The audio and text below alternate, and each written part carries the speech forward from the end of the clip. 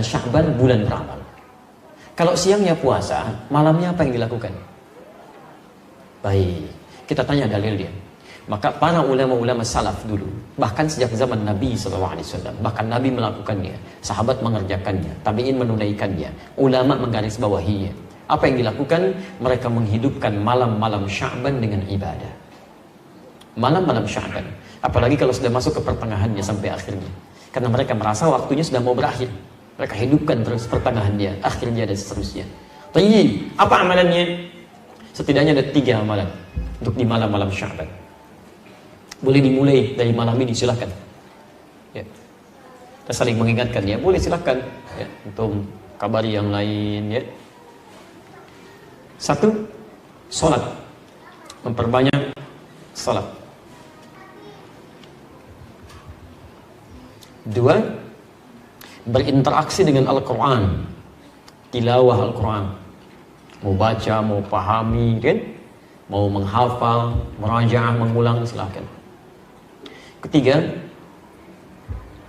memperbanyak doa dan istighfar, memperbanyak doa dan istighfar. 1, salat. 2, memperbanyak interaksi dengan Al-Quran. 3, memperbanyak doa dan istighfar. Salatnya ada 3 jenis yang bisa dikerjakan. 1, qiyamul lail. Qiyam al-lail, qiyamul lail. 2, tahajud. 3, witir. Qiyamul lail, tahajud, witir. Baik, kalau secara bahasa, qiyamul lail itu semua salat yang dikerjakan di malam hari. Salat pada malam hari. Tapi kalau spesifik istilah fiqih, qiyamul lail itu adalah salat yang dikerjakan pasca salat isya dan sunnahnya tanpa diawali dengan tidur terlebih dahulu. Jadi untuk membedakan dengan tahajud. Kalau qiyamul lail, Anda sudah salat isya, kemudian salat sunnah, lalu Anda salat di situ 2 rakaat, 4 rakaat, 6 rakaat, tutup dengan witir 1 rakaat atau 3 rakaat. Itu disebut dengan qiyamul lail. Di luar bulan Sya'ban, umumnya salat ini dikerjakan bagi orang yang belum tentu bangun di malam hari. Karena terlampau lelah misalnya, diduga tidak bisa bangun malam, maka dia salat terlebih dahulu sebelum tidur, tutup dengan witir sebelum tidur. Jelas ya? Tapi di bulan Sya'ban tidak harus menunggu itu. Ya, silahkan, nggak apa-apa. Begitu selesai isya, salat sunnahnya, menjelang tidur Anda salat dulu 2 rakaat, 4 rakaat, kan? 6 rakaat, kemudian witir, dan boleh malamnya tahajud lagi. Setelah Anda tidur, silakan, gak ada masalah. Ya. Nah, dalam konteks qiyamul lail ini, ya, isyarat di Qur'annya jangan mempersulit, mudahkan. Bahkan bacaan-bacaannya pilih yang paling mudah. Ya. Quran surah ke-73 ayat 20. Faqra'u ma tayassara minal Qur'an. Silakan baca yang mudah-mudah, ringan-ringan dari Al-Qur'an. Silakan. Ya. Dan ringan itu bisa relatif ya. Ringannya Nabi itu 100 ayat Al-Baqarah. Ringan itu ya. Masya Allah. Antum ya demikian. Qul huwallah ya. Kemudian Anas rakaat kedua. Hari keduanya tambah lagi Ad-Duha, setelahnya Alam Nashrah. Naik lagi. Ya. Jadi kalau bisa begini, saran saya, hidupkan di keluarga. Dengan anak-anak boleh kok jamaah. Boleh untuk memberikan bimbingan. Boleh. Ya, tahajud atau qiyamul lail berjamaah untuk memberikan bimbingan itu sah. Seperti Nabi pernah menjadi imam bagi Abdullah bin Abbas radhiyallahu taala anhuma. Salat malam. Ada di Abu Dawud nomor hadis 1365 ketika di rumah Sayyidah Maimunah. Ibnu Abbas salat di belakang. Ya, kemudian setelah itu ditarik oleh Nabi sampai sejajar begini. Itu salatnya sedang tahajud. Awas, hati-hati. Saya suka agak bingung ini ya, agak sulit memahami, gagal dalam paham bagi orang-orang mengatakan dilarang bid'ah tahajud berjamaah itu. Tapi Anda menjadikan hadis ini untuk membenarkan imam dengan makmum dalam posisi sejajar. Jadi kalau ada satu imam, dan pasti imamnya satu, ya, kemudian ada makmum satu orang. Makmum berdiri di sini. Anda katakan posisi imam dengan makmum itu sejajar begini. Pernah dengar ini? Sah, boleh. Apa hadis, siapa dalilnya? Karena Ibnu Abbas pernah sholat bersama Rasulullah, kemudian ditarik oleh Nabi supaya sejajar begini. Anda menjadikan hadis itu untuk dalil sejajar dalam shaf. Tapi kenapa Anda kemudian lupakan kalau sholat itu sedang sholat bersama qiyamul lail, tahajud? Jadi ini menunjukkan kebolehan tahajud berjamaah. Apa tujuannya? Barangkali satu, untuk membimbing, mengajarkan. Kalau dalam konteks bimbingan kemudian mengajarkan seseorang untuk bisa mendapatkan kenyamanan dalam tahajud, itu boleh dilakukan, silakan, gak ada masalah. Kenapa nggak Anda hidupkan? Mungkin anak-anak yang belum kenal Qiyamul Lail, supaya terbiasa dengan tarawihnya nanti, silahkan bangunkan. Ya, ayo kita mulai dulu, hidupkan di rumahnya. Jangan berat-berat, kasih yang ringan dulu. Ya, dan rakaatnya jangan banyak-banyak dulu. Supaya sesuai sunnah Nabi ya, kita 11 rakaat. Masya Allah. Malam pertama, besok nggak mau ikutan lagi. Ya. Dua dulu aja, dua, witirnya satu, sudah enak, naik lagi. Qul huwallah dulu supaya nyaman, kan? Begitu besok mau sholat, Pak, kayak kemarin ya, Qul huwallah lagi. Ya, nggak apa-apa, Qul huwallah dulu. Besok, Pak, kok Qul huwallah mau dulu? Naikin dong. Ad-duha, 4 rakaat, 6 rakaat, 11 rakaat. Begitu akhir bulan Sya'ban dia terbiasa. Begitu masuk Ramadan, bukankah ada sholat yang dikerjakan dengan berjamaah pasca sholat Isya dan sunnahnya? Sholat apa itu? Tahu? Jadi kalau sudah terbiasa, nanti begitu masuk Ramadan, stabil Pak, Bu. Stabil. Bukan cuma di awalnya sampai akhir. Karena sudah terbiasa, ada kenyamanan di situ. Sholat, tenang, nyaman, awal sampai dengan akhir.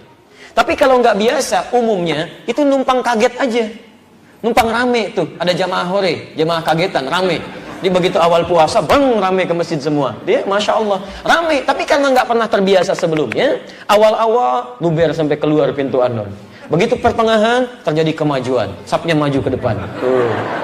Sampai akhir Ramadan. Ini karena nggak pernah dibiasakan, gitu kan. Jadi awal, ayo coba kita bangun. Semangat yang sama. Ya. Malamnya, yuk bangun tahajud. Tunaikan. Tahajud, maksimalkan.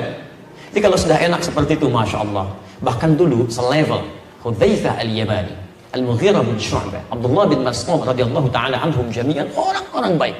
Sebagian mereka bahkan dipuji oleh Nabi SAW. Bacaan Qurannya indah. Itu datang kepada Sayyidah Aisyah radhiyallahu ta'ala anha, rahmatullah. Di hadis riwayat Al-Bukhari, nomor hadis 2008 sampai nomor hadis 2012. Kaifa kanat salatu Rasulullah sallallahu alaihi wasallam? Ya Sayyidah Aisyah, bagaimana sih salat malamnya Nabi? Saking inginnya mengetahui salat malamnya Nabi. Kata Sayyidah Aisyah, perhatikan. Ini yang paling menarik. La tas'al an husnihinna wa tulihinna. Gak usah ditanya tentang bagus dan panjangnya salat Nabi. Cukup diketahui saja. Penasaran, diikuti di belakangnya. Di belakang Nabi SAW salat.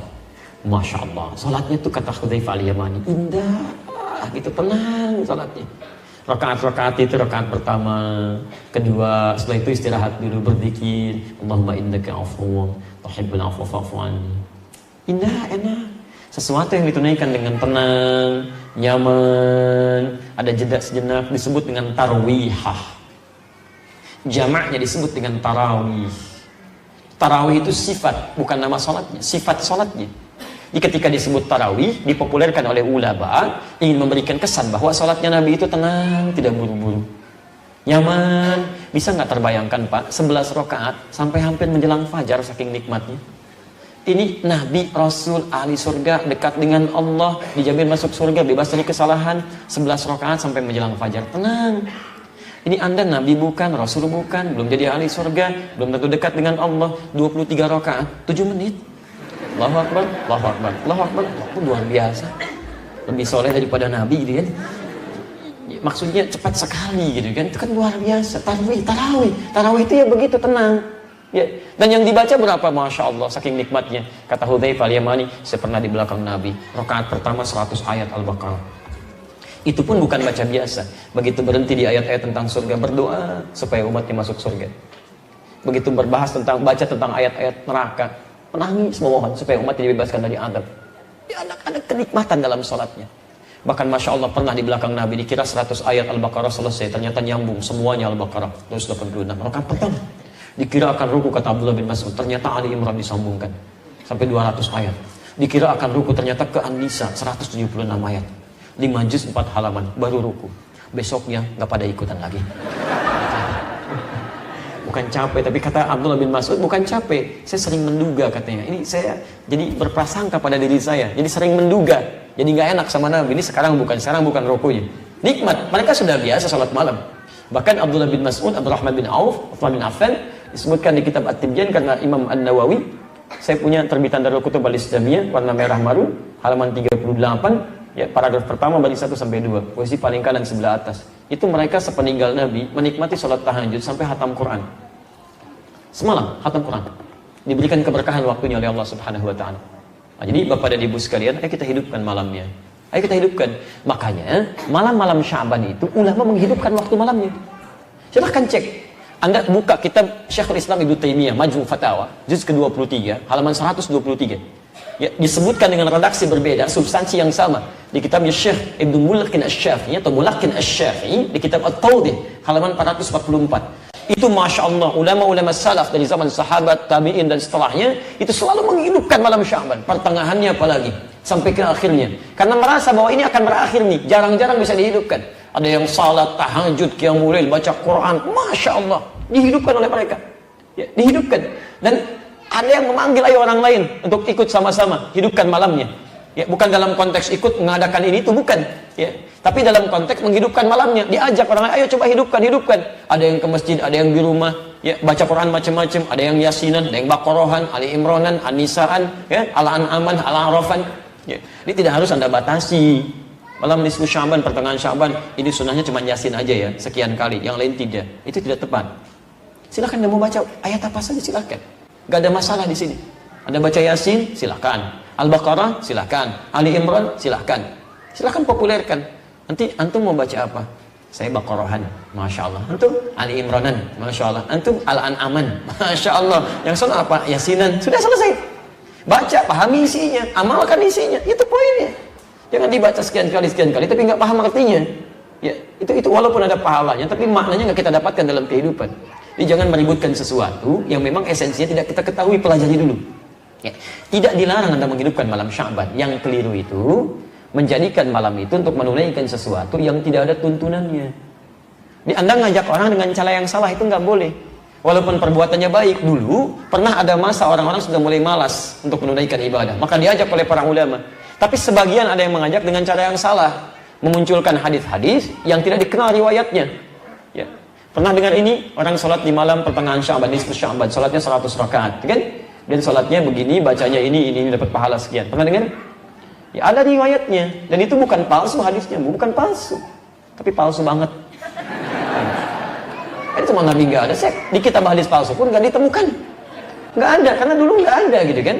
Jadi Anda tidak dilarang kalau ingin menghidupkan malam Sya'bannya, tapi tidak harus melakukan sesuatu yang tidak ada dasar dalilnya. Itu aja poinnya.